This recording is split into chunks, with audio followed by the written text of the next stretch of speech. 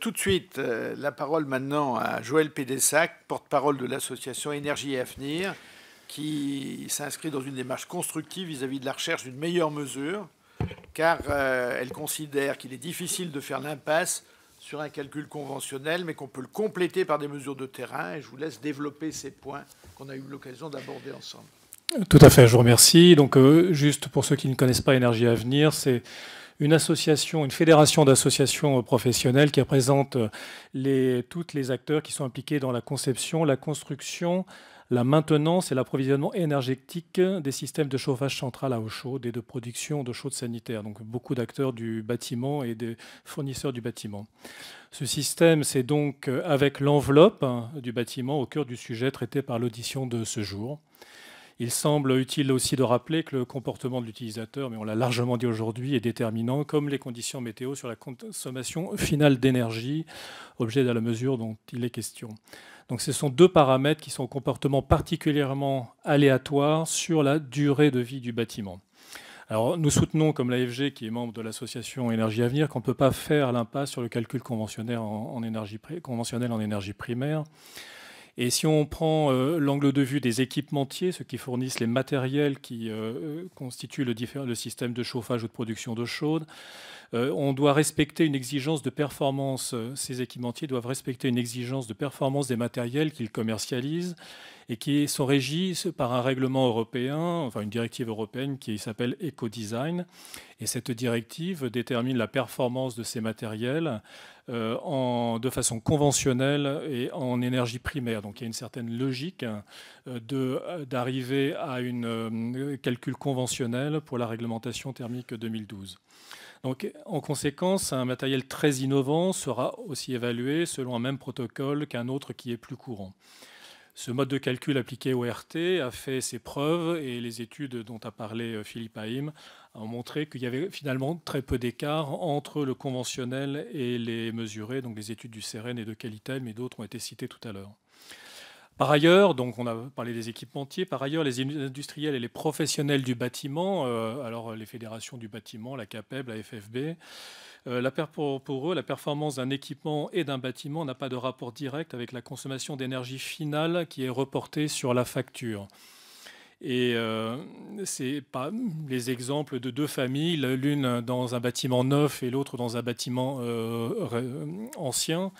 Deux familles, la même famille, pourrait avoir des factures qui sont identiques, uniquement un bâtiment consommant peu et l'autre moins, mais c'est le comportement des gens et le type d'utilisation qui pourra faire que, in fine, la facture puisse être la même.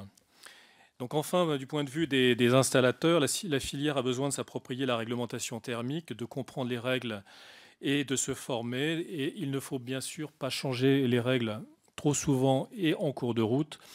Nous avons tous un besoin de vision à long terme pour proposer des solutions acceptables sur le plan financier par le consommateur.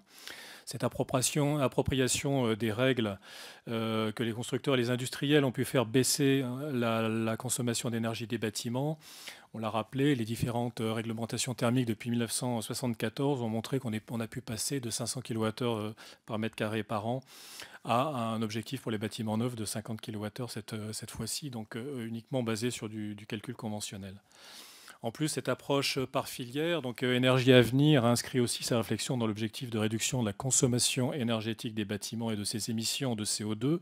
Donc on n'oublie pas le CO2, par des systèmes performants et bien sûr par l'intégration des énergies renouvelables. On en a assez peu parlé. L'histoire de l'énergie primaire et l'énergie finale, bon, tout le monde l'a bien sûr en tête, mais sur les 3000 TWh de consommation d'énergie primaire française, les pertes du système, et principalement électrique, sont de l'ordre de 1000 TWh pour une consommation finale de 2000 TWh. Donc de ne regarder que la consommation finale du bâtiment, c'est oublier un tiers du problème. Et puis rappelons aussi qu'on n'a pas de consensus, même si on est dans le groupe de recherche de consensus, il n'y a pas de consensus national sur le contenu CO2 de l'électricité, sur ses usages de pointe. Donc en conclusion, on partage bien sûr le souci de simplification de la réglementation qui est recherché par les rapporteurs pour permettre de libérer la capacité d'innovation des différents acteurs de la chaîne de valeur du bâtiment sobre en énergie et pour aller chercher la meilleure performance au moindre coût. Nous partageons aussi bien sûr la nécessité d'une approche réglementaire moins prescriptive et plus orientée vers un objectif simple, facile à mesurer et à comprendre. Et donc nous proposons, pour les futures réglementations thermiques, de maintenir un objectif de consommation d'énergie primaire pour le neuf comme pour la rénovation basée sur un calcul conventionnel.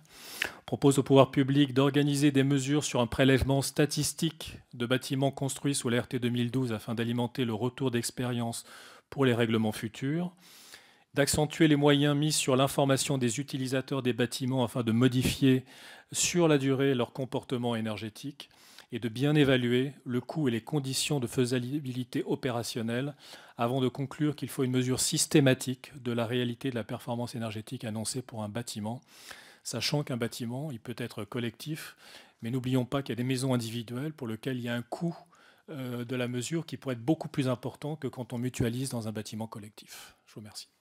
Merci beaucoup.